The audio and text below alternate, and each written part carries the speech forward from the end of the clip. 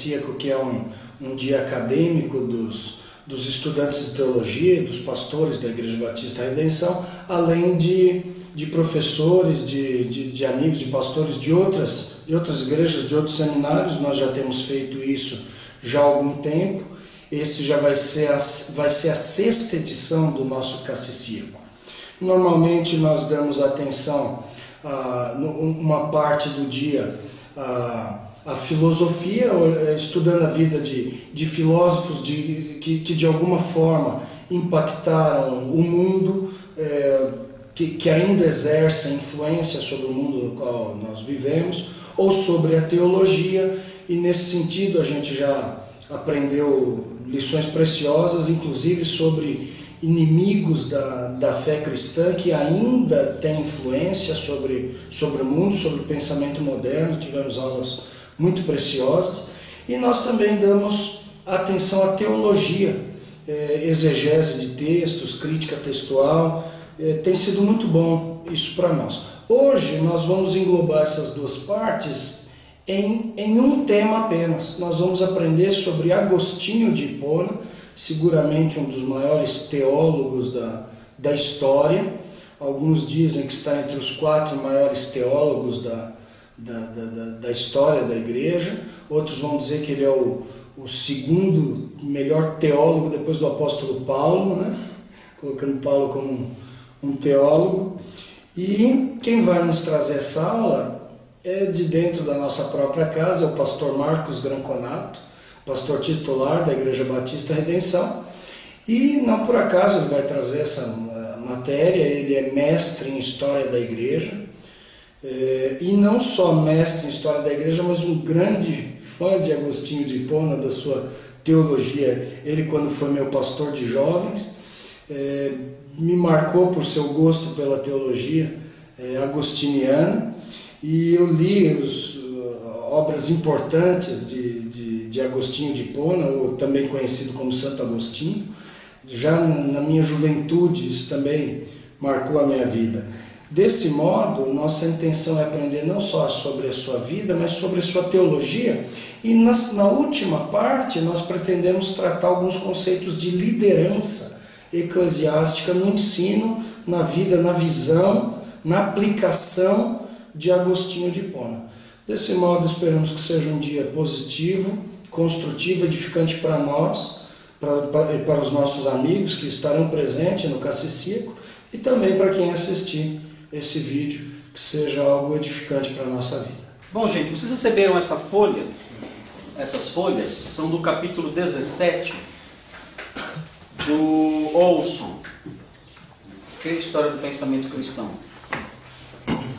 Então nós temos aí no capítulo 17 o pensamento de Agostinho e um pouco da sua história, ok? Então nós vamos fazer juntos a leitura, destacando aí as partes que são importantes para nós, para o nosso trabalho, para o nosso ministério. Deixa eu só apresentar a vocês os novos participantes. Bom, os antigos participantes foram todos convidados, não vieram por alguma razão pessoal particular. Para quem está participando com a gente pela primeira vez, é o Carlos Ferola, tá ali, o Carlos. Ele é diácono da igreja e ele está fazendo STG, várias matérias, e vai também fazer o curso sistemático semestre que vem lá na IBR. Também quem está pela primeira vez com a gente é o Isaac, O cara me quebra. ao lado do outro Isaac. Esse primeiro Isaac aqui já participou, né? Já. Agora o Isaac Pereira, ele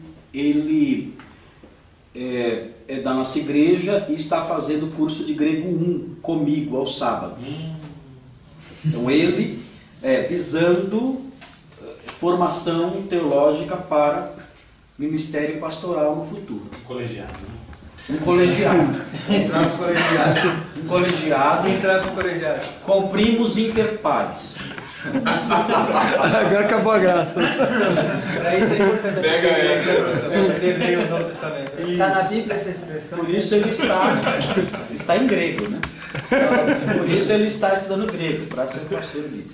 E ao lado dele está o Nicolas, também tem vocação, pelo menos a vocação interna já existe, o desejo de ser pastor, e também está fazendo o curso de grego 1 comigo aos sábados. São 17 aulas de 1h30, mais ou menos 2 horas, de grego 1. Então estamos caminhando nisso aí. E vamos fazer também o curso sistemática na IBR com o Thiago Abdala no próximo semestre. Então esses são os 3, não são só esses 3, né? Os outros. O André. O André, claro. Desculpa, André. Estou familiarizado com o André o tempo todo. Mas o André Gava também é a primeira vez que participa do CACCIA. E ele é professor no Seminário Palavra da Vida e está envolvido na área de ministério lá. E ele vai ser o responsável no segundo semestre por cuidar das aulas e das pregações na IBR durante a minha ausência. Então, o André é o cara aí que vai conduzir a igreja à maturidade doutrinária durante 6 meses. Deus tem misericórdia da igreja. E está pela primeira vez no CACCIA. Então, gente, nós vamos fazer assim. Como nós temos feito eventualmente, vamos ler o texto, ok? Fazer a leitura do texto e vamos fazer as nossas considerações enquanto nós lemos. Os irmãos, então, têm a oportunidade aí de caminhar nisso aí. Depois, os slides vocês vão receber. É que não dá para pegar por causa do Wi-Fi. Você precisa de Wi-Fi, né? Você pegar. Se enviar para você? Não, eu não preciso não. Se você conseguir mandar para mim pelo meu e-mail, pelo seu computador lá, eu acesso aqui pelo 3G. Tá. Você acessa. Okay. Então vamos passar depois na hora que for usar os slides, aí a gente passa. Bom, então você vê aí, capítulo 17, Agostinho confessa a glória de Deus e a depravação humana. Okay? Agostinho, pai da igreja, teólogo e bispo. O conceito de pai da igreja todos conhecem. Pai da igreja, os teólogos até o VI século. Existe uma certa discussão acerca do conceito de pais da igreja, mas geralmente essa discussão ela se fecha, os debatedores fecham como o VI século sendo o limite.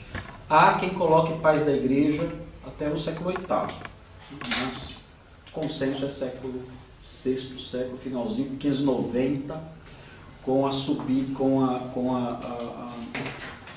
o pontifício o papado de Gregório Magno. Gregório Magno 590. Então Gregório Magno 590, fechando o VI século. Então aí ele sendo o último dos pais da igreja. Então, agora Agostinho pertence à época de ouro, até por causa da influência dele. Ok?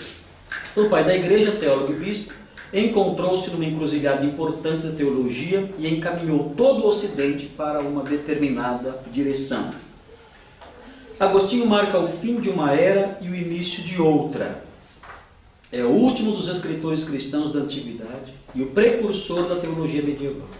As principais correntes da teologia da antiguidade convergiram para ele e dele fluíram as correntes, não somente do escolasticismo medieval, mas também da teologia protestante do século XVI. Alguns rotularam a corrente teológica iniciada por Agostinho, e que se estendeu durante os séculos da teologia ocidental, de agostinismo, e identificaram corretamente sua característica principal como sendo a ênfase na supremacia absoluta de Deus e a consequente fragilidade e dependência absoluta da alma da graça de Deus. Esse ponto central da teologia de Agostinho, obviamente, não era uma ideia completamente nova apresentada por ele.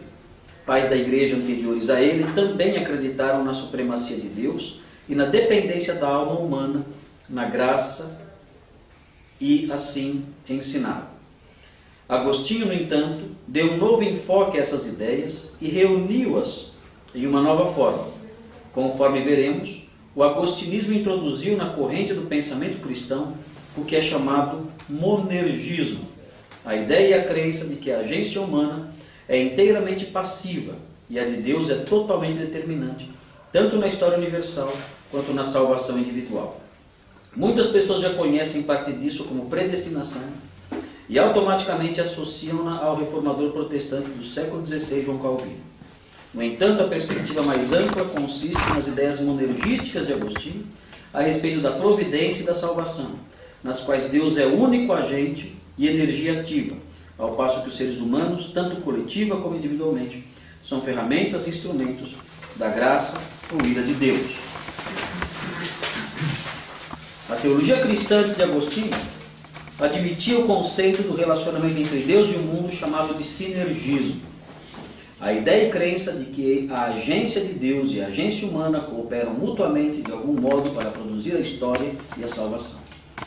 Os cristãos ortodoxos sempre creram, é claro, que o poder e a graça de Deus são supremos, mas quase todos os teólogos pré-agostinianos admitiam que Deus concede aos seres humanos certo grau de liberdade para tomar determinadas decisões cruciais.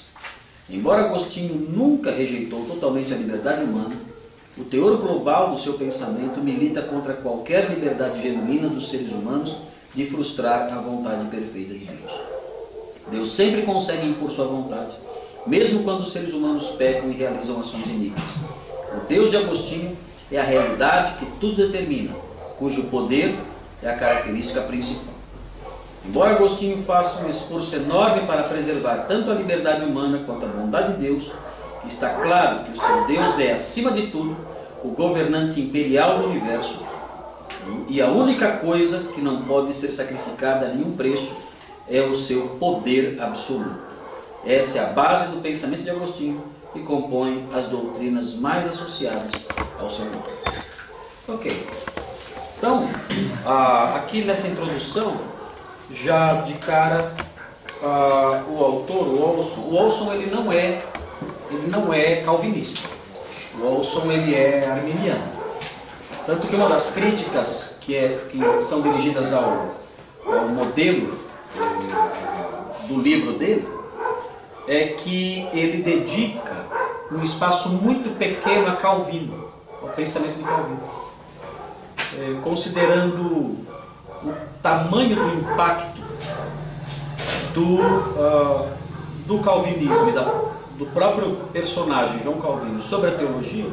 Era de se esperar que houvesse uma análise melhor detalhada de Calvino no seu livro, mas ele apresenta muito superficialmente, não dá o espaço que Calvino e o calvinismo mereceriam no livro que ele escreveu sobre a história do pensamento cristão. Ele não expôs essas ideias aqui, as ideias que a gente vê em Agostinho. Uma crise internacional dos cães. Fechado. Tá passando só um Doberman, ele me carregando com. Depois eu volto. Ok. Tá cheio de pastores. Não era um pastor alemão. Assim, essa parte inicial fala que Agostinho ele pertenceu a uma transição, um período de transição entre duas eras. E isso, de fato, aconteceu porque Agostinho, ele vivendo no norte da África, na região do Baixo Império, ele morreu exatamente quando os vândalos estavam cercando a sua cidade episcopal, em Hipona. Os vândalos vieram pelo Marrocos, vieram da Espanha pelo estreito de Gibraltar, entraram pelo Marrocos e chegaram até Hipona. Mas eles deixaram atrás deles uma verdadeira rota de destruição. Eles assolaram totalmente o norte da África. Isso era terrível, porque isso desestabilizaria todo o Império Romano. Porque o norte da África era uma região que era o celeiro do Império. Mesmo em Hipona, no lado mais ocidental, não, no lado mais oriental da cidade de Hipona, existiam campos imensos de plantações de trigo até hoje. Até hoje são campos de plantação de trigo que são banhados e são férteis por causa de um rio chamado Rio Seibuse. seria o Seibus, ele banha essa região toda, deixa essa região muito fértil. É um lugar muito importante para o Império Romano, até para a manutenção das provisões do Império. Então os bárbaros terem tomado conta dessa região foi algo terrível para o Império todo. E quando eles chegaram nas portas de Hipona, Agostinho estava agonizando dentro da cidade, morrendo já, de velhice, velho. E de modo que Agostinho viu com seus próprios olhos o fim de todo o seu trabalho. Agostinho, ele teve a infelicidade de ver décadas de trabalho dele, fortalecendo as igrejas, ensinando pastores, fazendo discípulos, tudo. Ele viu essas pessoas todas, essas igrejas todas destruídas. Ele viu nas ruas da cidade, ele viu pastores, né, que tinham sobrevivido, morrendo de fome na rua. Homens riquíssimos da região, ali mendigando nas ruas de Hipona. Não podiam sair, tinham perdido tudo por causa das invasões. E o seu amigo, Ocídio, que foi o seu biógrafo, correndo para salvar os seus livros da destruição dos bárbaros, dos vândalos. Então, quando Agostinho morre, é extremamente curioso isso. Ele morre também uma era, porque os vândalos tomam conta, é o início, por assim dizer, já tinha acontecido em Roma 20 anos antes. Mas pode-se dizer assim que isso põe termo, né, ao período clássico. Termina o período clássico. Inicia-se, por assim dizer, a Idade Média. Ou pelo menos grandes características da Idade Média tem nesse evento o seu embrião. Então, o que significa o fim do período clássico? O fim das letras clássicas, do estudo da retórica, do estudo da filosofia, das artes, essas coisas todas, elas são deixadas para trás para dar espaço a uma população que agora não busca esses interesses, que é o homem medieval. É claro que mais tarde há um ressurgimento disso, é lógico, né? Que há filósofos da Idade Média também. Mas o período clássico fica para trás, o estudo das letras clássicas fica para trás, as artes ficam para trás. Isso só vai ressurgir de novo no Renascimento. Pastor, uma pergunta. Essa invasão dos bárbaros, dos vândalos, se deu mais pelo problema do Estado ou Estado e Igreja junto? A perseguição contra o Império Romano ou também contra a Igreja Estatal? Não havia já a Igreja Estatal, mas o problema dos bárbaros é bem anterior à existência da Igreja Estatal. Bem anterior a isso. Porque o que atraiu os bárbaros foram as ricas condições do Império. Então, aos poucos, as hordas bárbaras que estavam fixadas além do Reno e do Danúbio se sentiram fortemente atraídas pela estrutura e pela riqueza do Império. Para piorar a situação, houve uma certa pressão do Oriente por causa dos hunos. Começaram a pressionar em busca, olhando, né, para as regiões além do Danúbio, vendo aquelas regiões interessadas por ela, começaram a pressionar os povos que viviam lá. E esses povos tiveram que descer. E aos poucos os bárbaros foram se instalando. E isso foi acontecendo também num tempo em que o Império foi se enfraquecendo. O Império foi se enfraquecendo por vários fatores. Problemas morais, o próprio temor que havia entre os generais por causa de questões políticas. Um general tinha medo de vencer uma batalha. Se ele vencesse uma batalha, ele ganhava o aplauso do povo e do exército. Ele era um sério candidato ao punhal ou ao veneno. Porque ele era uma ameaça. Esse cara vai querer tomar meu lugar como imperador. Suicidavam ele. Suicidavam ele. Então, É o quinto. O sistema multipolar é completamente instável. Eu não sei o que significa, mas deve ser. Às vezes, quando você tem vários polos de poder, Sim. você não consegue estabilizar. Em geral, os sistemas bipolares, você consegue se equilibrar. Se equilibrar.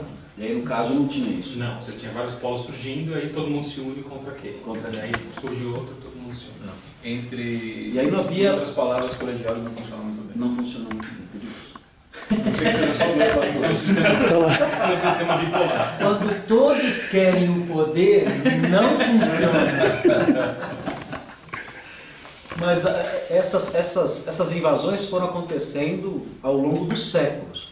O problema é que quando perceberam o enfraquecimento do império, a fragmentação, mesmo a fragmentação do império, e o aumento de interesse em tomar conta das riquezas que havia no império, então isso encorajou as hordas bárbaras a invadirem de uma vez. Então Roma caiu no ano 410. Quando Roma caiu no ano 410, isso fez com que muitos pagãos ricos fugissem para o norte da África, buscando proteção mesmo.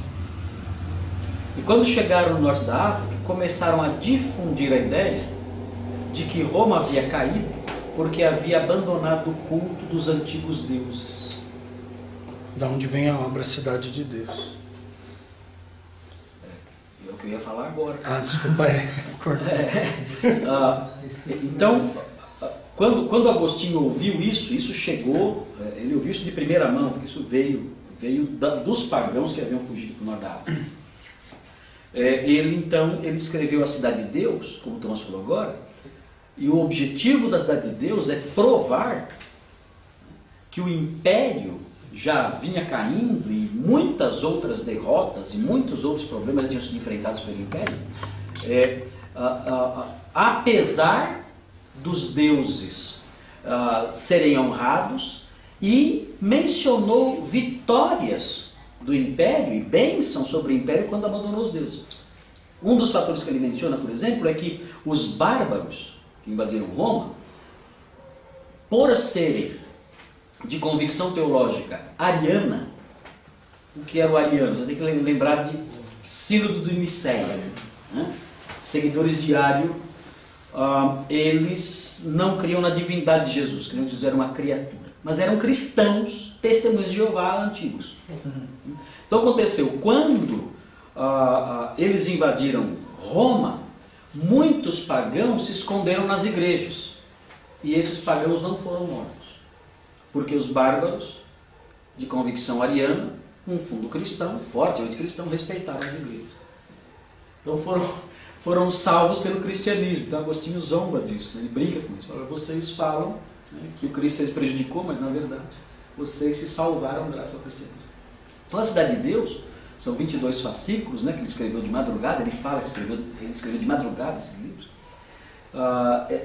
Apresentam uma filosofia cristã de história, que ele narra a história humana a partir de duas cidades: a cidade de Deus, que são os salvos, e a cidade dos homens. A primeira cidade, a cidade de Deus, foi fundada por Abel. Abel foi o primeiro a chegar ao céu, foi o primeiro cidadão celeste. E a cidade dos homens foi fundada por Caim. Caim foi o primeiro a fundar uma cidade neste mundo. E a partir de então, as duas cidades estão em oposição: a cidade de Abel e a cidade de Caim.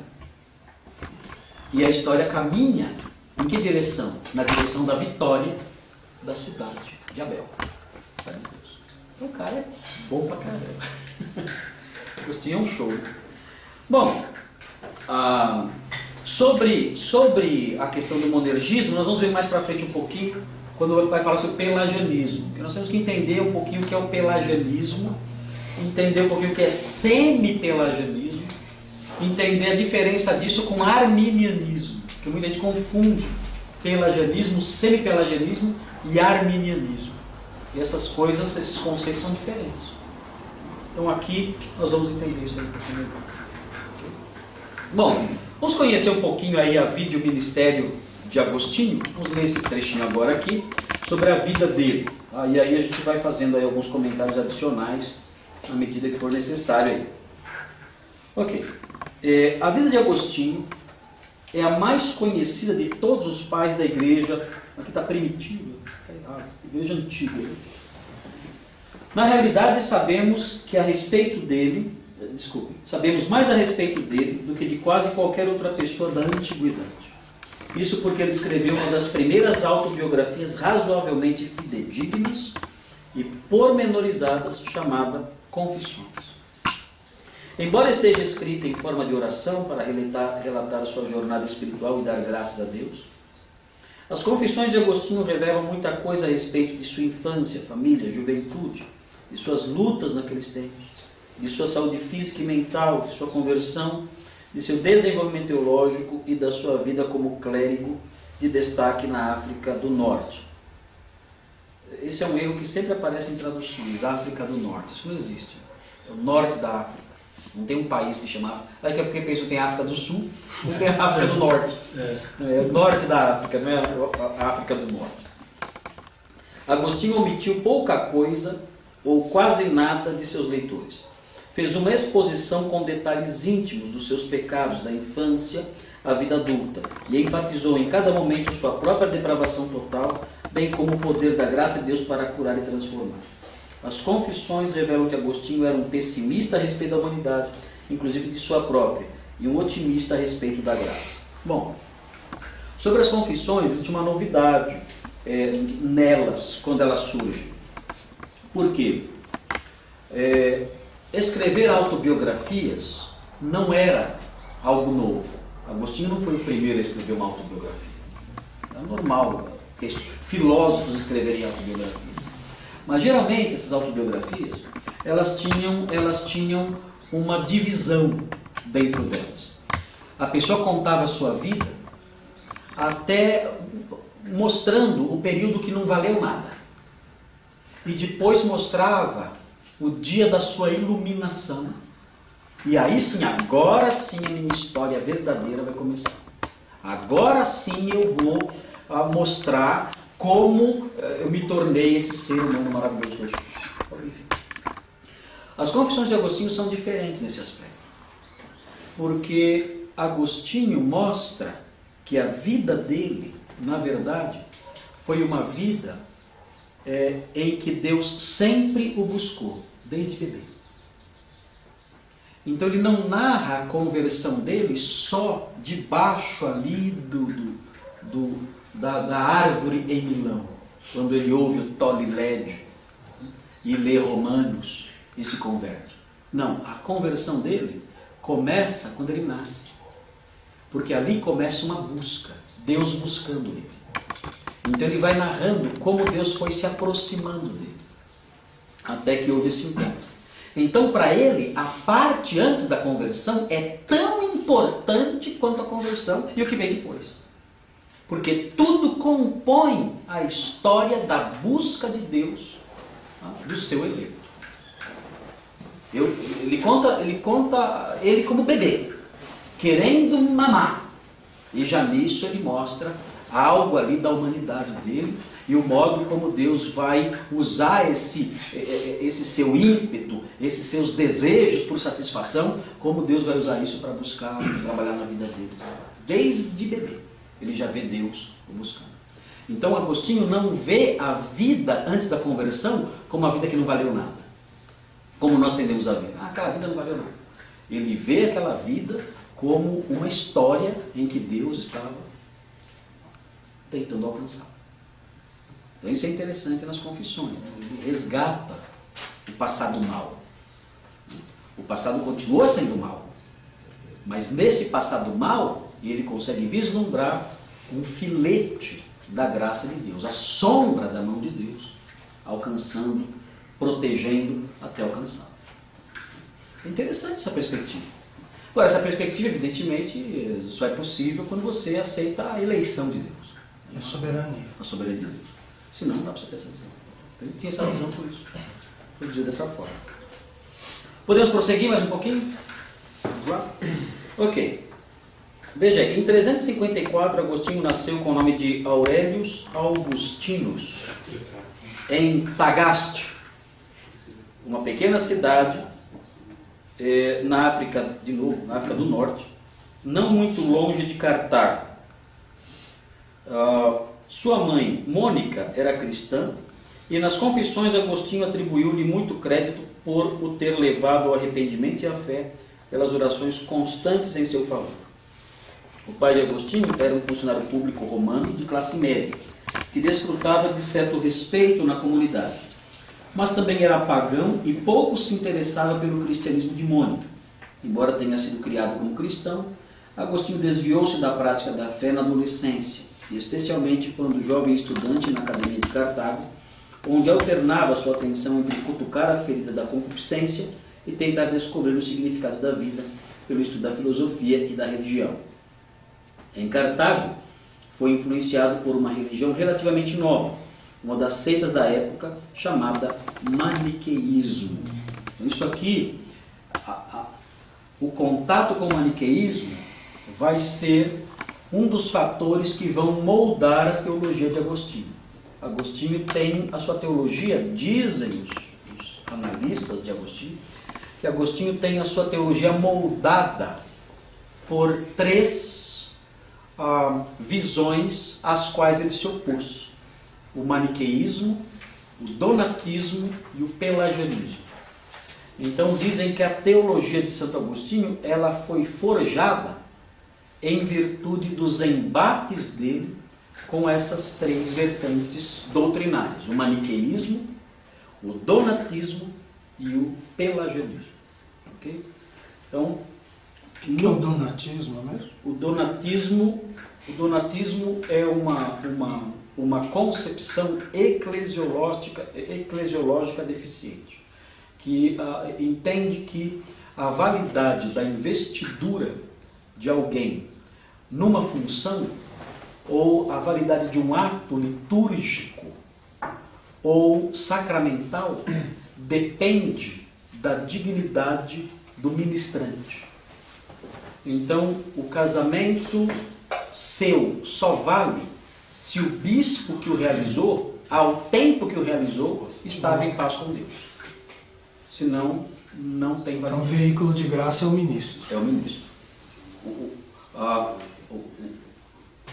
A graça não está no sacramento. A graça está no ministério. Bem conveniente. Vem daí. Ex opere operato vem daí. Então o donatismo ele propunha isso. Ainda existe isso. Agostinho se opôs a isso. O pelagianismo, que foi o último embate que ele já mais... Até a velhice ele teve que se debater, não com Pelágio, mas com um bispo jovem, chamado Juliano de Eclano, que foi um oponente feroz de Agostinho, até desrespeitoso dele. Agostinho era amigo do pai dele e conheceu Juliano de Eclano ainda jovenzinho. Mas Juliano de Eclano foi extremamente desrespeitoso com Agostinho no modo como eles debateram. Um bispo muito cruel no trato com um ancião já. Ok, mas Agostinho conseguiu fazer, se impor na igreja a visão ortodoxa, e o pelagianismo foi rejeitado. Até porque não tinha como o pelagianismo se manter. Os pressupostos pelagianos são inaceitáveis. Anticristão. É anticristão. A gente vai ver isso daqui a pouco. Ok. Onde estamos aí? Ok, no primeiro parágrafo aí da página 261. Ok. Maniqueísmo. Os maniqueístas eram seguidores de um profeta persa chamado Mani, que tinha sido martirizado pelos romanos de modo muito semelhante a Jesus Cristo. Na verdade, Mani ele foi esfolado e preso na porta de uma cidade. Não é muito semelhante a Jesus. Agostinho sentiu-se por algum tempo atraído por eles, porque pareciam intelectuais e ofereciam respostas às questões mais importantes da vida. Respostas que pareciam ao jovem estudante superiores às respostas do cristianismo e do paganismo tradicional. Por exemplo, os maniqueístas acreditavam em duas forças externas igualmente poderosas, do bem e do mal, engajadas em uma luta perpétua. Assim como os gnósticos, eles atribuíam o mal à matéria, que teria sido criada pelo príncipe do mal, e o bem ao espírito, criado pelo bom Deus do céu. Essa parecia ser uma solução para o enigma do mal. Posteriormente, Agostinho ficou desiludido com essa teologia e espiritualidade dualista e partiu da África do Norte em direção a Roma e a Milão. Ele teve um debate com o bispo Fausto de Mileves, uma coisa assim. E esse cara era o papa do maniqueísmo. E as perguntas que ele fez a Fausto, ele obteve respostas muito fracas. Ele viu que se o papa do maniqueísmo não conseguia satisfazer os seus interesses acerca do bem e do mal e da realidade, de Deus e de tudo, quem poderia? Então ele se desiludiu com o maniqueísmo. Agora, não é certo dizer que Agostinho foi um maniqueu no sentido pleno. Ele não foi um maniqueu no sentido pleno. Porque os maniqueus tinham aqueles que eram realmente iniciados na seita. Os que eram iniciados na seita, eles eram ascetas. Ascetas em alto grau. Um maniqueu envolvido mesmo, iniciado ali, ele não comia. Ele era um cara doente. Ele era esquálido, ele era pele e osso. E os ouvintes, como Agostinho foi um ouvinte. Simpatizante. Simpatizante. Um simpatizante. Esses homens, eles inclusive ajudavam os que eram realmente praticantes e iniciados na seita. Ajudavam no sentido de ampará-los até. Porque eles eram pessoas adoecidas em virtude das diversas macerações, jejuns que eles se impunham. Eu e o Carlos não somos maniqueus. Nem a pau. Não parecem nada com maniqueus. Já o Adarley, talvez na infância, tenha sido. Não, mas o Adarley, o problema é o tamanho, né? Não é gordura corporal. O Val seria um bom maniqueu. Aí, ó. O Val tem o shape filé de grilo. Mas assim, agora note bem, o grande problema, quando Agostinho voltou depois de convertido, voltou para o norte da África, ele debateu com os maniqueus, onde ele estava, na cidade de natal dele, em Tagaste, e os maniqueus ficaram com medo, e perceberam que era intelectual e fugiram, desapareceram de lá. Os maniqueus não quiseram mais debater com Santo Agostinho. Estavam acostumados a debater com os bispos do norte da África. Esses bispos não sabiam nem recitar o credo apostólico. A primeira lição de Agostinho para os bispos do norte da África foi decorar e explicar o credo apostólico. Não sabiam.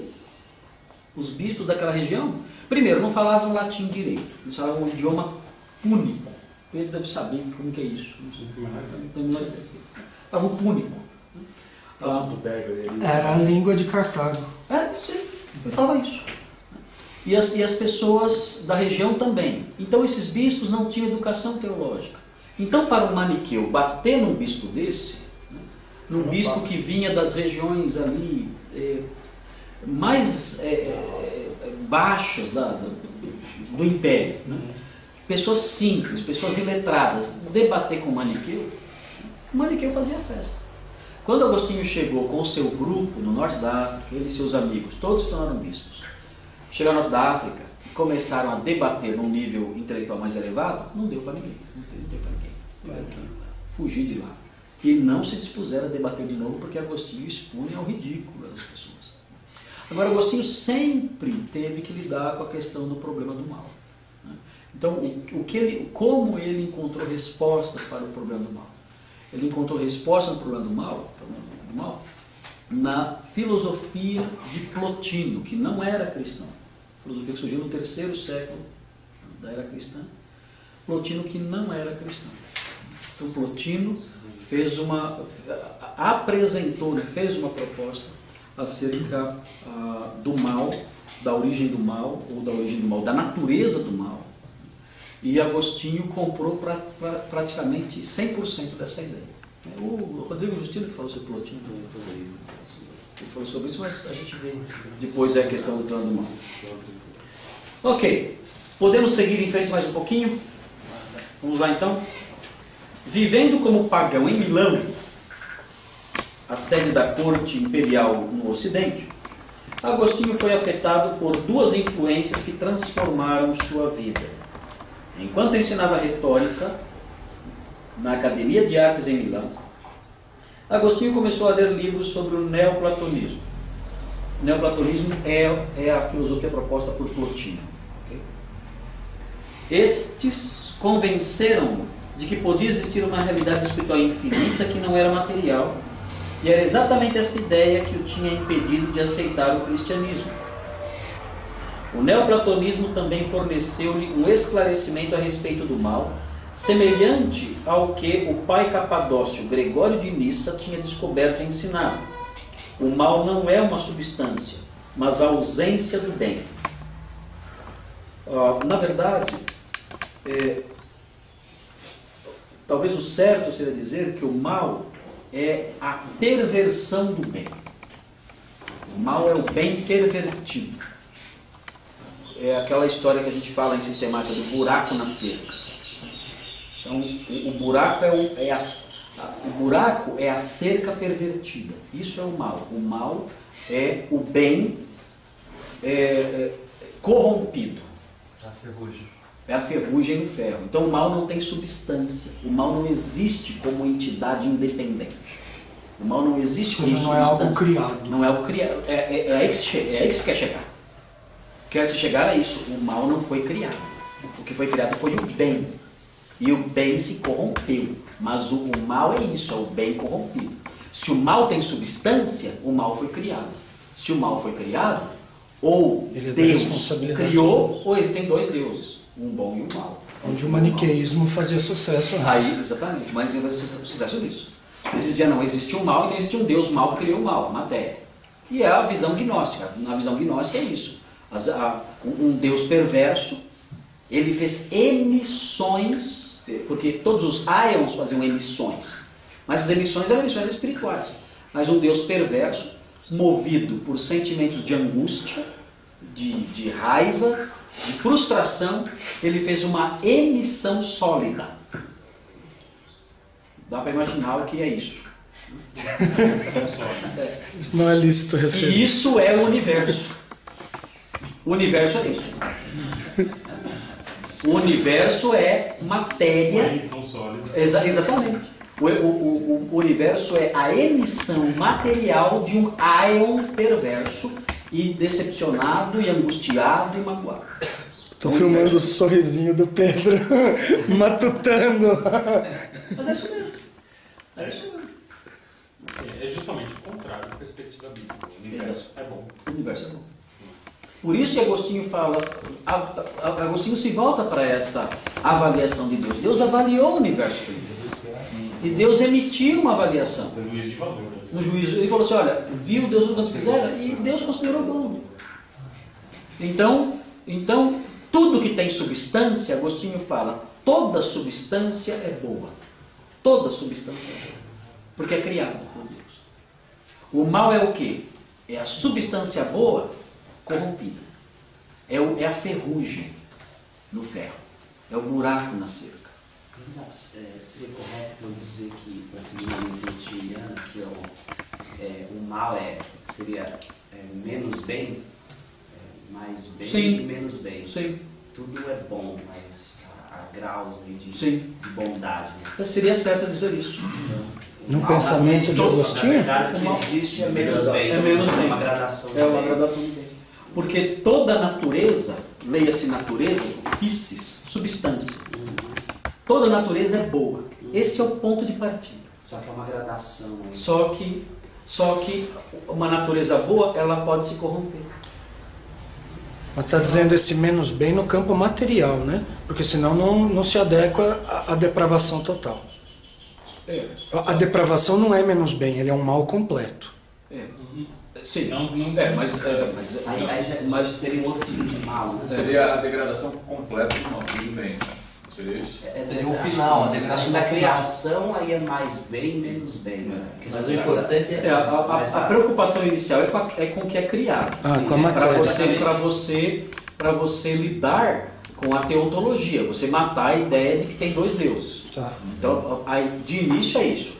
Mas é claro que esse pensamento ele vai ser transposto para questões da vontade, por exemplo. Então, por exemplo, Deus criou a vontade. Deus criou a liberdade. E a liberdade não tem substância, tudo bem, mas Deus criou. E é boa. E ela é boa. Mas a liberdade pode ser corrompida por uma escolha má. Que não torna Agora, Deus não criou a escolha má. Deus criou a liberdade com a possibilidade de uma escolha má. Mas a possibilidade de uma escolha má não é má. Ela é liberdade. Ela é boa, porque ela é a liberdade. E a depravação total só é permitida porque o bem foi criado. Exatamente. O bem, que é a liberdade, foi criado. Mas esse bem, para ser bem real, para ser liberdade de verdade, tem que trazer em si a possibilidade da má escolha. Então a depravação total nasce do mau uso de um bem. E esse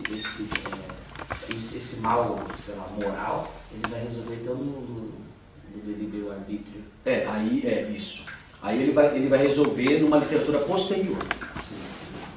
Que é o último embate dele. A princípio ele resolve o problema do mal como substância, como gradação de bem. Isso.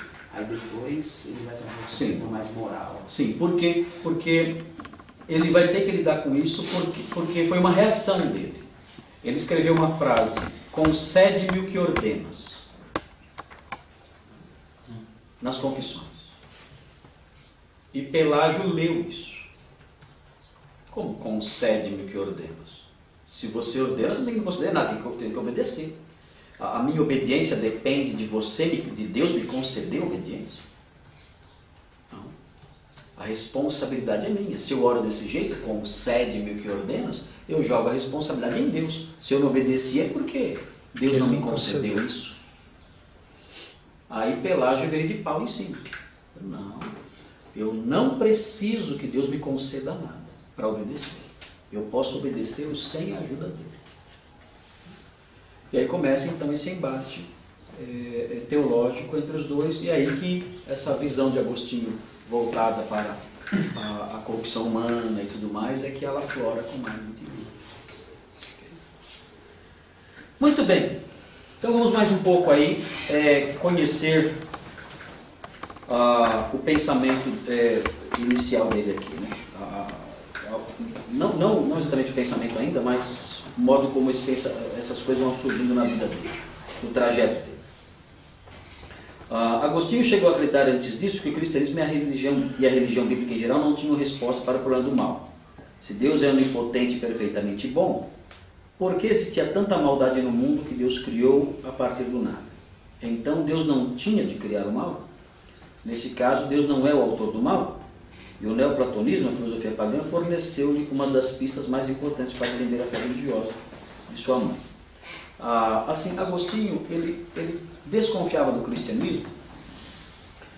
Uma das razões é que o Velho Testamento, o Novo Testamento, os textos que ele tinha nas mãos eram textos muito mal traduzidos e muito feios. Então, quando ele era um homem de letras, ele era um acadêmico desse campo de letras, ele estudava frases, ele construía frases, ele ensinava como fazer um discurso, ele ensinava como construir uma frase, como ser alguém que lida bem com a palavra. E quando ele se deparava com as traduções que ele tinha da Bíblia, nos seus dias, para o latim, ele falava: o que é isso? Isso é um absurdo. Ele via muita feiura na Bíblia. Isso aqui não pode falar que isso aqui é de Deus. É uma piada, isso aqui é bilhete de maloqueiro. Isso aqui é bilhete de ralé. Isso aqui não vale nada. Ele essa visão dele mudou porque ele ouviu os sermões de Ambrósio de Milão. Ambrósio de Milão mostrou a beleza da Bíblia para ele. Mas mostrou através de vias que hoje nós censuraríamos, né? Que foi interpretação alegórica. Falou assim: olha, isso aqui, na verdade, é uma casca feia, mas tem uma beleza por trás dessa letra. Agora, se não fosse isso, Agostinho não tinha nem se interessado pelos sermões dele, começou a ir atrás da linguagem. Exatamente. Não é isso? Ele só ia assistir os sermões de Ambrósio porque ele achava interessante esse tipo de exposição. Interesse profissional. Interesse profissional. Ele ia lá para isso, para aprender retórica, para ver como é que ele lidava com essas questões da linguagem, da exposição, das ideias. Ok, então veja aí, Agostinho também, enquanto morava e ensinava em Milão, começou a estudar o estilo retórico do maior pregador e bispo cristão da Itália do Norte. Agora tem Itália do Norte. Seria o norte da Itália? É a Bavária. Tem o Brasil do Norte. Sul do país, Brasil do Nordeste. Agora tem a Itália do Norte. Então é o virtuoso Ambrósio. Ambrósio, famoso Ambrósio de Milão. Ambrósio ficou famoso. Quem? Ambrósio jogava bola? Ambrósio de Milão. Ah, tá. Ambrósio ficou famoso pela grande coragem em confrontar o imperador depois de este ter ordenado a morte de milhares de gregos em um massacre vingativo e absurdo. Você sabe essa história, né? Houve um levante em Tessalônica, o imperador Teodósio chamou todos os insurgentes para conversar com eles dentro de um ginásio, e eles bobões foram. Isso é clássico, Né? né? E isso é E ele garantiu o perdão. Né? É uma ratoeira, é lógico, né? E ele garantiu que estava perdoando eles todos. E quando estavam todos lá dentro, 7.000 homens. Ele mandou o bope. Os soldados saíram, cercaram e mataram todos. 7.000. E quando Teodósio voltou para Milão, ele quis tomar ceia na igreja. Foi quando Ambrósio disse: aqui você não vai entrar. Cara, Pro imperador, desculpa aí. cara era bom. É interessante notar a coragem de Ambrósio, Cara. porque ele encara o próprio imperador. Ele falava: aqui você não vai, você tem as mãos sujas de sangue, enquanto você não se arrepender e confessar o seu pecado, se arrepender dele, você não vai entrar aqui, você não vai participar do castigo. Mas o dízimo dele não era grande. Ambrósio, sinceramente, Ambrósio não estava nem aí para Não era o maior dízimo da igreja. Como que Ambrósio ia ficar? Não, assim? na realidade o imperador era praticamente dono da igreja. Se revoltou contra o patrão. Não deixou. E não entrou. Sem sindicato. Teve que fazer penitência lá, ali, se ajoelhar lá. Na igreja, na Catedral de Milão, Catedral de Mármore, o irmão Nilson morou lá, lembra? Catedral Branca, ela tem uma porta gigantesca de bronze. Nessa porta de bronze, essa história está contada em quadros. E o último quadrinho lá mostra o imperador de joelhos. Onde? Em Milão, na porta da igreja, da Catedral de Milão. Então mostra. Oi? Catedral De Milão. Eu É aquela branca gótica. Você foi? Duomo. Duomo é o nome? Duomo. Ok. Então essa catedral, a porta de bronze dela, aquela porta gigantesca, ela está esverdeada, né? Escura. Aparecem essas cenas. E um dos quadros está lá o imperador ajoelhado, pedindo perdão para poder entrar na igreja e participar da Eucaristia. Os caras comiam capim na mão. Ele faz isso numa época bem anterior ao prestígio que os bispos vão ter no futuro, lá na frente da história. Essa época aqui, não sei se essa relevância política. Sim, esse prestígio vai crescer, especialmente o bispo de Roma, né? Mas é interessante notar isso já sendo desfrutado já por um bispo como ele. Mas se bem que Ambrósio é meio singular. Ambrósio é um bispo singular, ele é muito corajoso, ele é ousado. Ambrósio é um cristão de verdade, ele é um bispo muito zeloso. O que é de surpreender, porque ele se tornou bispo sem querer. Foi forçado a ser bispo. Nem cristão ele era quando ele virou bispo. Ele virou bispo sem ser cristão. Forçado pela multidão, pressionado pela multidão e pelo imperador. Aí ele se tornou bispo. Mas é impressionante o papel dele, o impacto dele na história da igreja, nesse momento aqui, e na vida de Agostinho. Foi ele que batizou Agostinho. Quem que batizou Agostinho foi Ambrósio. A Darley foi na igreja de Ambrósio, lá em Milão. A igreja velha, né? Naquela época já era. Por isso está careca. Você foi na igreja velha mesmo. Na igreja velha. A igreja velha tem os restos mortais de Ambrósio. Numa vitrine lá, num caixão de vidro lá. Não é Ambrósio só, é Ambrósio e Gervásio. Eu acho que é Gervásio. Gervásio, né? Tem 2 bispos lá. Então. Mas ele era um bispo pequeno em tamanho, mas muito grande em coragem, em vigor, né? E zelo. Impressionante. E ele falou, Mônica fugiu para atrás, Agostinho fugiu de Mônica, que Mônica, ninguém aguentava Mônica. E Agostinho fugiu de Mônica e Mônica foi atrás dele em Milão. Não teve jeito.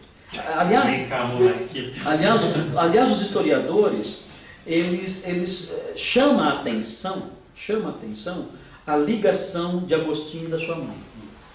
Agostinho não é filho único, nada, mas a ligação entre Agostinho e a mãe dele é impressionante. Eles são muito ligados. A Mônica, ela não desgruda dele, porque era o filho que mais dava trabalho. E geralmente mãe é assim, mãe gosta mais do filho. O filho que mais dá trabalho é o que a mãe mais gosta. Ou talvez porque ela se preocupa mais com ele, mas ela vivia atrás dele. E ela então se tornou ovelha de Ambrósio. E ela buscava Ambrósio sempre, né, pedindo súplicas, pedindo conselhos sobre como lidar com o filho.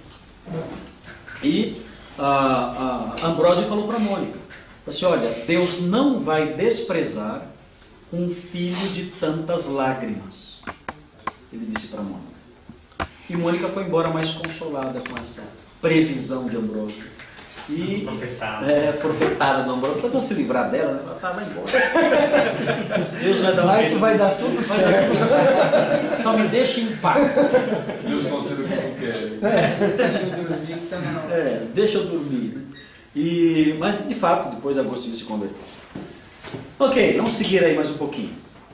Agostinho também, enquanto ensinava... Ok, Ambrósio ficou famoso, já vimos isso aqui. Também era famoso por suas impressionantes habilidades homiléticas. E Agostinho escondia-se na parte dos fundos da Catedral Cristã de Milão para ouvi-lo pregar. Com o tempo, a mensagem pregada por Ambrósio começou a penetrar na mente de Agostinho e a convencê-lo de que sua ideia do cristianismo estava errada. Considerou precipitadamente uma religião para pessoas fracas, estultas e sem refinamento. Ambrósio provava que era possível ser intelectual, eloquente, corajoso e cristão. Já no início de 386, Agostinho convenceu-se da veracidade da cosmovisão cristã, mas ainda não estava disposto a se converter à fé de sua mãe. Sabia que o cristianismo autêntico transcende o aspecto meramente intelectual e suas confissões revelam uma profunda relutância em dar o passo do arrependimento e da fé em Jesus Cristo. Uma das orações irônicas de Agostinho em tempos passados era: ó Deus, dá-me o dom da castidade. Mas ainda não. A teologia do gladiador.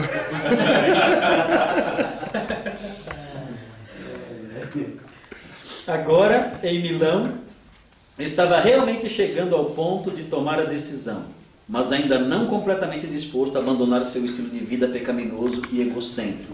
Agostinho, nessa época, ele falava que eu sou cristão. Ele dizia isso. E ele falou isso para um amigo dele. Ele falou assim, eu sou cristão. Aí o amigo dele falou assim, enquanto eu não vir você na igreja cristã, eu não vou considerar você cristão. O amigo dele, não cristão, falou isso para ele. Enquanto eu não vir você na igreja cristã, você não é cristão. Toma. A conversão de Agostinho é uma das mais famosas da história da igreja. Essa narrativa é o ponto alto de suas confissões e revela que o evento significou o rompimento radical com seu passado e uma transformação que o deixou completamente diferente da pessoa que era. Certo dia, em agosto de 386, Agostinho sentou-se no jardim de uma quinta que alugava junto com alguns amigos. Sua própria narrativa do que aconteceu é a melhor descrição da sua conversão. Ele lia com um amigo chamado Alípio um pergaminho da Epístola de Paulo aos Romanos e conversava sobre o evangelho pregado e ensinado pelo apóstolo aos gentios. Agostinho estava cheio de convicção. Eu não sei como é que o Olson chegou a isso aqui. Bom, mas de qualquer modo, Agostinho estava lendo a Epístola aos Romanos, não é isso? Ele estava conversando sobre a vida de Santo Antônio com um visitante na casa dele. Um visitante foi na casa dele e começou a falar sobre a vida de Santo Antônio. Santo Antão. E ele ficou muito impressionado com o desprendimento desse personagem e saiu chorando sozinho para fora e sentou debaixo de uma figueira e começou a chorar ali, dizendo que os simples tomavam de assalto o reino dos céus. E ele com seus amigos intelectuais, né, padeciam de fome espiritual. Foi aí então que ele ouviu Tolly Legge, do outro lado do muro, ou da cerca, e correu para o apóstolo Paulo. Mas não que ele estava conversando com o apóstolo Paulo, aqui o Olson, ou a tradução não ficou muito feliz. Pelo menos Confissões não fala isso que o Olson Confissões não fala isso. Confissões não fala que foi assim. Não leu. Oi? Provavelmente não leu. Provavelmente ele não leu. Bom, mas é arminiano, a gente tem que ter. Arminiano a gente sabe que não lê muito mesmo. Mas imagina, o cara vai escrever um livro desse, ele pega partes ali. Lógico. Essa parte está citada em Paulo Coelho. Ok, mas vamos ouvir o próprio Agostinho falando. Quando essas profundas reflexões extraíram do mais íntimo do meu ser toda a minha miséria e as expuseram perante meu coração, fez-se enorme tempestade, desencadeando uma copiosa torrente de lágrimas. Para dar-lhes vazão com espontaneidade, afastei-me de Alípio, pois a solidão se apresentava a mim apropriada ao choro. Assim retirei-me o suficiente para que sua presença não me constrangesse. Eis o estado em que me encontrava, e Alípio bem o adivinhou, porque lhe disse, julgo eu, qualquer coisa num tom de voz embargado pelo choro, e então me levantei. Completamente atônito, Alípio permaneceu imóvel no local onde estávamos. Corri, não sei como, para debaixo de uma figueira e dei livre curso às lágrimas, que irromperam como rios de meus olhos em um agradável sacrifício a ti. E muitas perguntas te fiz, não com estas mesmas palavras, mas com outras do mesmo teor. E tu, Senhor, até quando? Até quando continuarás irritado? Não te lembres de nossas iniquidades passadas. Sentia-me assim prisioneiro delas, e estes tristes lamentos vieram à tona. Por quanto tempo, por quanto tempo? Amanhã, amanhã, por que não agora? Por que minha torpeza não encontra fim? Assim falava e chorava, com o coração oprimido pela mais amarga dor. Eis que de repente ouvi uma voz, não sei bem se de menino ou menina, vinda de uma casa vizinha que cantava e repetia continuamente, toma e lê, toma e lê. Imediatamente meu semblante mudou e comecei a considerar seriamente se as crianças normalmente entoavam essa canção em alguma brincadeira, pois não me recordava de tê-lo ouvido em parte alguma. Então reprimi o ímpeto de minhas lágrimas e levantei-me, convencido de que se tratava de uma mensagem do céu que me ordenava a abrir o livro e ler o primeiro capítulo que encontrasse. Apressado, voltei onde Alípio estava sentado, pois lá tinha deixado o livro dos apóstolos, quando me levantei. Peguei-o, abri, e em silêncio li o primeiro capítulo em que deitei os olhos. Não em orgias e bebedeiras, não em imoralidade sexual e depravação, não em desavença e inveja, ao contrário, revistam-se do Senhor Jesus Cristo e não fiquem premeditando como satisfazer os desejos da carne. Não quis ler mais, nem era necessário, pois mal acabara de ler essas palavras e, como se uma luz de certeza tomasse meu coração, todas as trevas da dúvida se dissiparam. Eu acho esse texto o mais lindo da história da igreja. Não consigo imaginar um documento tão lindo como esse aqui. Fantástico. Porque é o dia do nocaute. Esse aqui é o nocaute. Ele vem contando a vida dele desde o nascimento, tudo que aconteceu, e Deus ali trabalhando, conduzindo, dirigindo. Aqui é o golpe final. Mas o que é interessante na graça de Deus, ao meu ver, quando a gente fala de graça irresistível, e que há uma má compreensão acerca disso, é que a graça irresistível, ela não nocauteia com socos. Ela nocauteia com beijos. Ela nocauteia com abraços. Ela nocauteia com afagos. Então, eu vejo nisso aqui a graça irresistível de Deus sendo ministrada ao longo de 30 e poucos anos.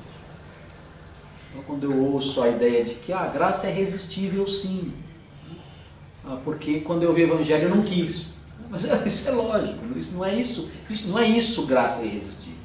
Graça irresistível é aquela graça persistente que de modo doce, manso e suave, ao longo de anos, ela vai trabalhando na pessoa até o ponto de conduzi-la à fé.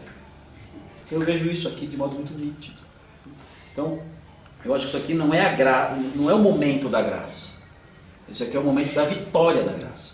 Porque a graça começou lá atrás, quando ele nasceu, a graça já começou a trabalhar. Assim, vocês talvez eu fiquei impressionado, talvez vocês fiquem também, mas na nossa igreja o Jairinho, né? Alguns não conhecem. O Jairinho, ele disse para mim o seguinte, assim para mim: pastor, eu não vejo a bondade de Deus sobre mim na minha conversão.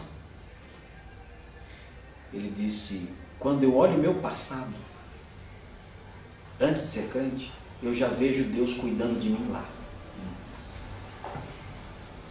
Porque muitos amigos meus nem vivos estão. As coisas em que eu me envolvi, que eu fiz, eu vejo Deus já cuidando de mim como um eleito dele, antes dele me alcançar. Eu já vejo ele cuidando de mim. E a gente vê isso em Agostinho também, isso é muito forte nas confissões, essa realidade da graça sendo ministrada antes mesmo da conversão. Interessante, é uma concepção diferente. Ok, reações? Todos conhecem essa história já? Não? Esse texto de fato é impressionante. É emocionante. Eu sou muito chorão, eu não consigo ler essas coisas aqui sem me segurar. Confesso que eu fico emocionalmente. Não vai dar papelão aí, né, meu? Tô filmando. Não, mas é impressionante. Se eu leio isso aqui 10 vezes, eu fico as 10 vezes me segurando. Porque é muito forte isso aqui. Muito forte. Porque é aquela busca no coração, que ele mesmo fala antes, né? Só igual no começo, né? Da inquietação interior. Ele tinha uma vida imoral antes? Ele tinha uma vida imoral, mas não era como dizem. O pessoal já pensa que ele era um depravado, um safado, meio da mulherada. Ele teve, sim, ele teve uma concubina, ele ia ver as dançarinas em Roma, ele tinha uma aventura aqui e acolá, isso acontecia, mas não era como alguns dizem, né? Inclusive a concubina dele, na época, essa relação de concubinato era até socialmente aceita. Era até socialmente aceito que a pessoa tivesse uma concubina. Ele era solteiro e não era casado, vivia com a mulher. Viajava com a namorada. Exatamente, viajava com a namorada. Vivia com a namorada. A Mônica, ela conhecia essa moça, convivia com essa moça. Quando Mônica quis arrumar uma esposa mesmo para Agostinho, foi que ela mandou essa moça embora. Ela disse: não quero você aqui, vai embora. Agostinho já tinha um filho com essa moça. E essa moça foi mandada embora pela Mônica muito cruel nesse aspecto. O filho ficou com Agostinho. E a moça foi embora sozinha, chorando. Agostinho ficou semanas chorando com essa moça. Ele adorava essa moça. Agostinho era apaixonado por essa mulher. As últimas palavras dele, de Agostinho, foram 3 nomes: Mônica, Adeodato, filho, e o nome dela, que ninguém sabe. Ninguém sabe porque os biógrafos não colocaram o nome, porque não ficava bem o bispo, na hora da morte, falar o nome da amante. Então, ou da ex-amante. Então não colocaram o nome dela. É a mulher sem nome. Mas ele narra nas confissões que quando ela foi embora, ele sofreu muito. Chorou semanas, porque ele amava essa moça profundamente. Mas ele não. Por que a mãe tinha esse poder de Pois é, essa é uma grande questão. Por que Mônica tinha tanta autoridade e ela conseguia ser tão dominante assim? E ela realmente era uma pessoa de um gênio bastante forte. Há mães assim, né? Há mães assim. E há filhos que até certo ponto cedem. Agostinho não cedia em tudo, essa é a verdade. Ela não controla tudo na vida dele. Mas nesse aspecto, ela, por alguma razão, não sei, ela se impôs até porque ela queria que ele se casasse com uma menina da mesma classe. Havia questões econômicas envolvidas e sociais. Ele deveria se casar com a moça da classe social dele e isso teria implicações para a carreira dele. A moça tinha 12 anos. Ele ficou noivo dessa menina de 12 anos. Não se casou, porque se converteu depois. Mas quase se casou com a menina de 12 anos. Sem nada, sem gostar. 12 anos, você vai sentir o que mandou de 12 anos. E com certeza, creio eu, que tudo coopera para o bem. Acho que a mãe foi até uma bênção para ele ser do jeito que ele é. No final foi. Sem dúvida. Buscar a verdade, é uma coisa certa. Ela orou muito pela conversão dele. Olha, quando eles estão no Maniqueu, ela expulsou ele de casa. Botou para fora. Fora. Vaza. Vai procurar onde viver. Aqui não. Então ela tinha essa firmeza muito intensa e talvez tenha refreado um pouco também as coisas. Mas ele sofreu com isso aí. Ele queria, na verdade, ter um pouco mais de liberdade. Quando ele ia para Cartago, ele estudou em Cartago, mais longe da mãe, ele adolescente, aí ele ficou meio doidão. Adolescente, ele aproveitou um pouquinho a farra. Né? Mas depois que ele se associou a essa moça, aí não, não era um cara infiel a ela. Ele formou um núcleozinho, uma famíliazinha lá, eles três. Viviam juntos, como marido e mulher. Mas...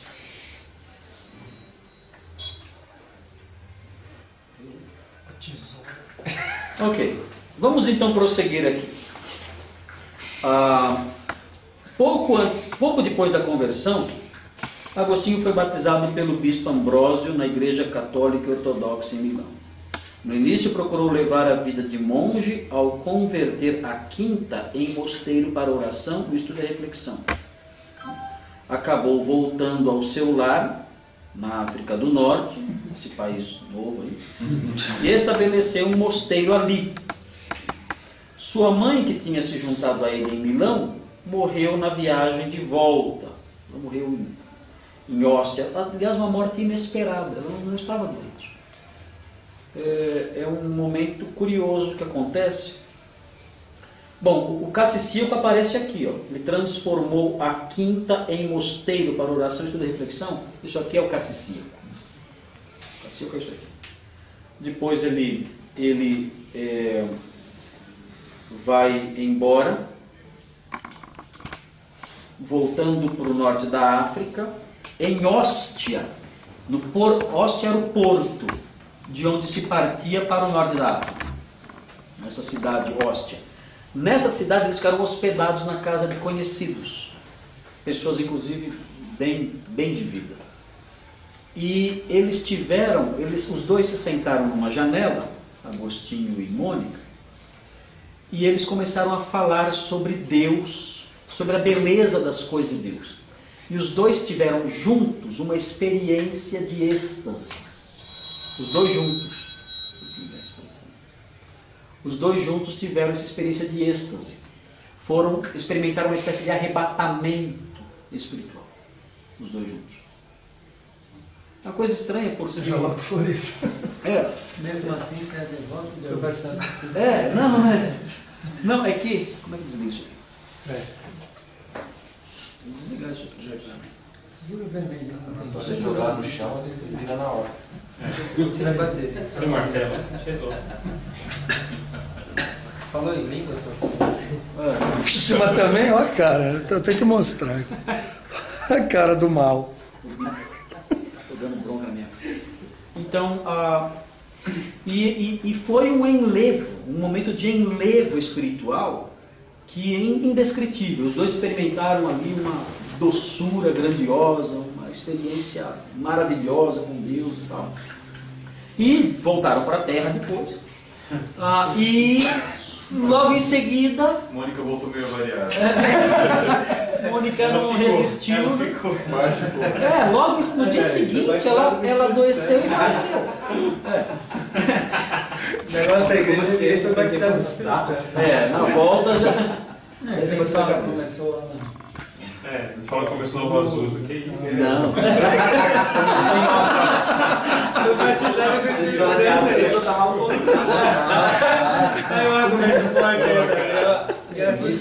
Começou em Ostia, mas assim, é curioso isso, porque eles voltaram, eles tiveram a experiência no dia seguinte ela morreu.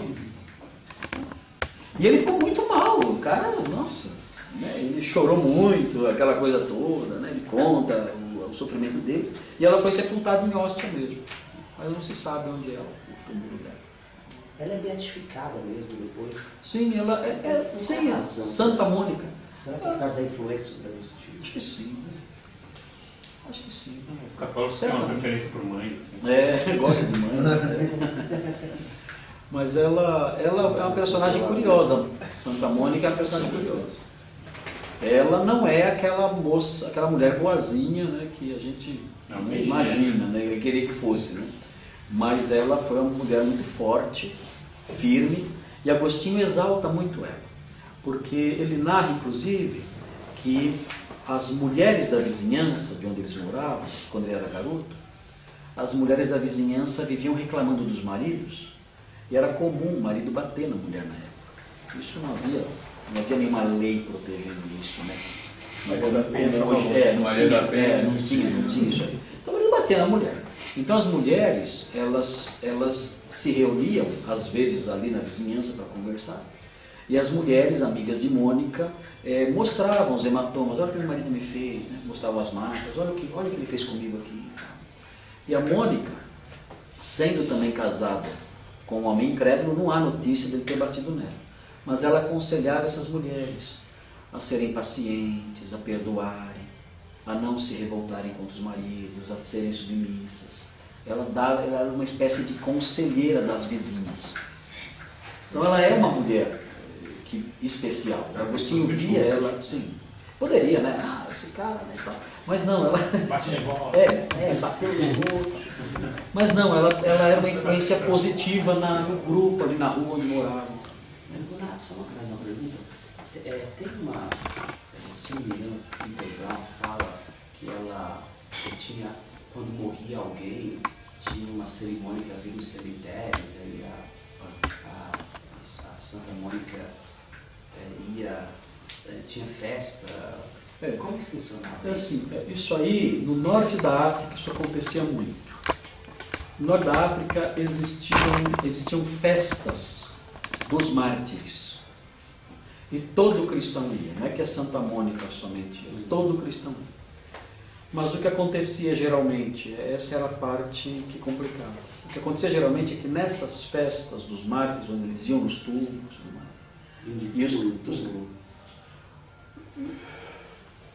eu acho que não ia de túmulo em túmulo. Eu acho que não era assim. Pela imagem que eu tenho na mente das coisas que eu li sobre isso, não me vem essa imagem à mente de túmulo em túmulo. Eles se fixavam no lugar e ali celebravam ali as cerimônias ali dos mártires, dos mortos, no cemitério. E todos os cristãos iam. Não era só Mônica aqui. Todo mundo. Era um costume, era uma tradição no norte da África realizar essas festas. O que aconteceu com o passar do tempo, como acontece com tudo, é que essas festas começaram a dar ocasião para outras coisas. Deturpar excesso de bebida. Excesso de bebida, os jovenzinhos iam para encontrar as meninas, encontrar uma namoradinha, então isso começou a rolar. Então Agostinho, na fase em que ele foi bispo, ele se opôs às festas. Mas ele quase apanhou por causa disso. Porque ele se opôs a isso, dizendo que as festas estavam dando ocasião para depravação, para bebida, para bagunça. Então é festa religiosa em Juazeiro do Norte. Quermesse. Quermesse. Vira bagunça no final. Então ele começou a se opor, mas não por razões teológicas, nada disso, mas porque dava ocasião a essas depravações todas. Mas era normal, não é que Mônica ia, todo mundo ia. Era cultural isso. No norte da África, esse era um hábito que havia ali, né, as pessoas participarem dessas festas. Agostinho teve muita dificuldade com essas festas. Agostinho tinha uma vida muito zelosa, ele era muito regrado, Agostinho.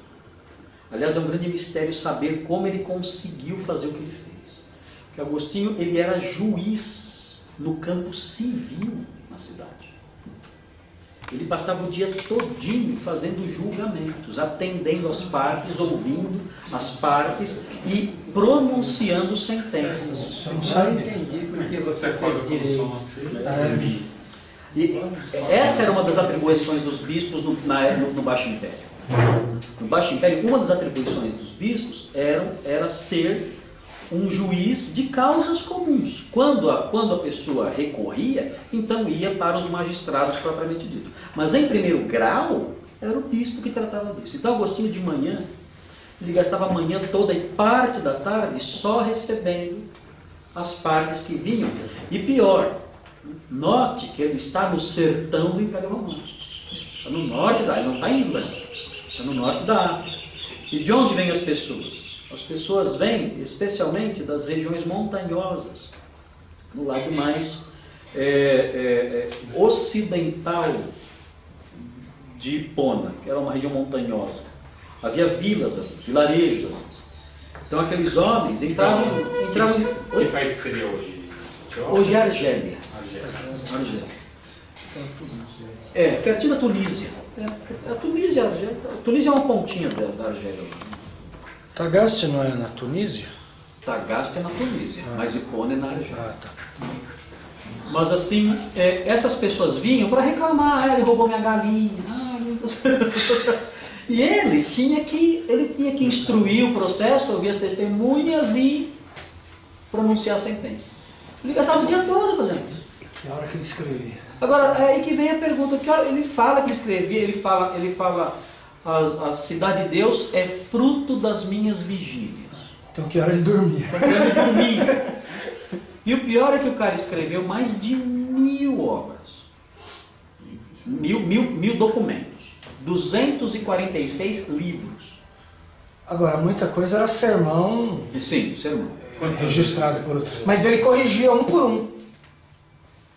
Sim, ele fazia. Sim.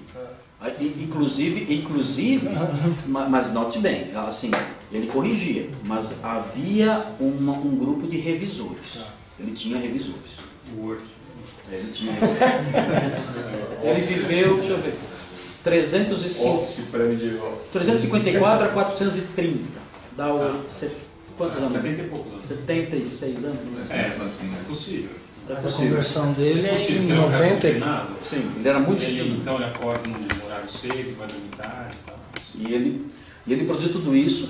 E era jovem quando se converteu. Sim, jovem. Ele se converteu com 30 e poucos anos. É só ver o tanto de obras que John Wesley escreveu. Ele escreveu sobre botânica, sobre medicina, volumes, e ainda pregava 3 vezes por dia e viajava a cavalo para ir pregar. Você fala, mas que hora que ele fez isso? É que Mesma eles coisa. não tinham redes sociais. É, isso é. Não tinha Ajuda muito. Acordava cedo com o sol, ia dormir tarde. Já viu o que o John Piper falou? Ele disse que as redes sociais vieram para provar que a razão por que nós não oramos mais não é a falta, Não é falta de tempo. Melhor. Quem falou isso? Boa percepção. Ele falou, as redes sociais provam. Não é a falta de A gente tempo. fica lá, Tempo tem. a gente gasta tempo. Mas então, então ele era muito disciplinado, ele era muito regrado nesse aspecto. E ele gastava parte do tempo nisso, e o resto, a manhã toda fazendo isso, parte da tarde, e o restante do dia, então, ele se dedicava aos trabalhos pastorais. Preparação de sermões, livros, tudo mais. Mas como ele foi feliz na produção disso tudo é impressionante. Agora, uma coisa é certa. Santo Agostinho é dono de uma inteligência singular. Ele é um monstro em termos de inteligência. Inteligência e preparo, né? Acho que as duas coisas. As duas coisas. Inteligência e Tem preparo. gente que é genial, mas não tem oportunidade. Sim. E ele, assim, quando você lê um sermão de Agostinho, e você vê a criatividade dele nas ilustrações, na construção das frases, na construção do argumento, o modo como o pensamento flui, a beleza, a criatividade, é simplesmente anormal. São coisas... Não dá para ter uma noção na pequena descrição da conversão dele, como ele usa as palavras, como ele constrói as frases. Ele envolve você. Agostinho envolve você. Ele não deixa você escapar. Quando ele pega você, ele não solta. Você não consegue parar. Ele usa adjetivos, usa palavras na medida exata, ele cria uma vontade de continuar. Então você é tomado por ele. E essa habilidade dele é o que eu mais admiro. Eu sou um fã inconteste, porque eu não consigo ver alguém que supere esse homem, nesse aspecto também, na construção, na transmissão do pensamento. Ele tem um sermão sobre a ceia do Senhor que, olha, é uma coisa fora do normal. Ele fala da mesa que nós preparamos para Jesus e da mesa que Jesus preparou para nós. Olha, é sobre-humano. Tem que ser canônico, tem que entrar no cano. Pois é maravilhoso, é maravilhoso o modo como ele fala, o que nós servimos para Jesus comer quando ele veio em nossa casa, quando ele veio aqui neste mundo. Que mesa nós servimos para ele comer? E aí narra que mesa ele serve para nós e nós não comemos. Ele comeu a nossa mesa, nós não comemos da mesa dele. E ele vai falando, olha, é simplesmente fantástico. Então você olha e fala, meu, por que eu não pensei nisso antes? Quando ele terminou, o último sermão que ele fez, o sucessor dele, não é o Possídio, eu não me lembro o nome dele, o sucessor dele na cátedra, na cadeira, né, episcopal de Hipona, quando Agostinho parou de pregar e sentou, esse bispo se levantou e falou assim: o cisne se cala, o grilo estrila. E para ser sucessor dele, deve ter sido o melhor. Brincadeira, né? Falou isso. O cisne se cala, o grilo estrela. E é um julgamento verdadeiro. Intelectualmente, você acha que ele era superior a Paulo? Isso em termos de inteligência, sim? Eu acho. Não era inspirado por Deus. Mas eu acho que ele tinha mais criatividade para o apóstolo Paulo. Eu acho. E ó que Paulo é craque. Eu acho que ele tinha muita criatividade. Agostinho é muito criativo. É muito forte isso. Eu acho que ele supera os autores bíblicos em criatividade. Agora vocês ouviram. Não há mais nenhuma razão para não pegarmos pedra. O que falta depois dessa, ele manda a gente ficar de pé.